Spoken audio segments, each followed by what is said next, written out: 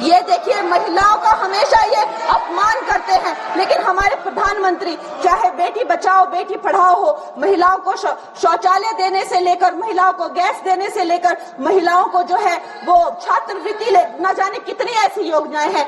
कांग्रेस वालों, शायद तुम लोग ये समझ नहीं पा रहे हो, ईवीएम हैक नहीं करते हैं प्रधानमंत्री लोगों के दिलों को हैक करते हैं। और ये लोग दुहाई देते हैं कि वो जो पुराने जमाने के दकियानूसी, वो जो चिट कागज पे लिखकर जो मतदान होता था वो सबसे अच्छा था। ये लोग भूल गए वो दिन, आप लोग भूल गए वो दिन।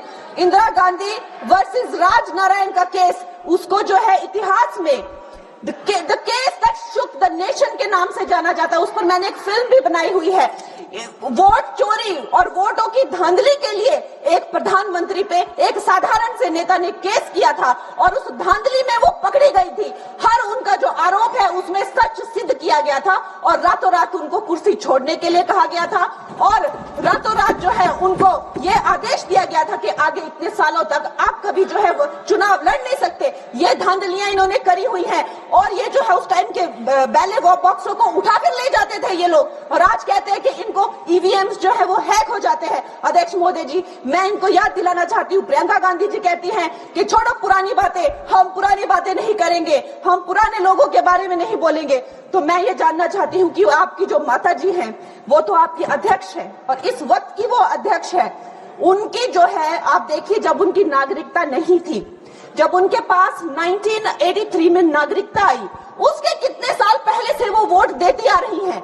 तो ये जो इनका जो परिवार है, एंटाइटलमेंट से जो ग्रस्त ये इनका परिवार है, ये प्रियंका गांधी जी को भी याद रखना चाहिए। चाहे आपका भूतकाल हो, चाहे आपका वर्तमान हो, आप सब लोग, चाहे ईवीएम हो या चाहे कागज पे लिखा हो, जब आप लोगों के चरित्र में जो है किसी तरह की मर्यादा नहीं है, आप लोगों ने कभी भी इस देश का, यहाँ की कानून व्यवस्था का, संविधान का कभी आप लोगों ने सम्मान नहीं किया हुआ है।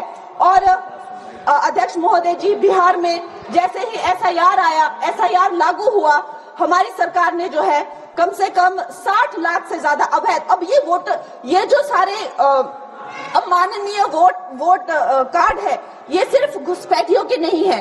कुछ ऐसे लोग हैं जो माइग्रेट हो गए हैं, कुछ ऐसे भी लोग हैं जो इस दुनिया में है ही नहीं। 60 लाख से ज्यादा। और अगर वो लोग जेन्युइन थे तो उन्होंने, किसी ने तो रिक्वेस्ट करनी चाहिए थी कि भाई मेरा वोटर आईडी कैंसिल हुआ है।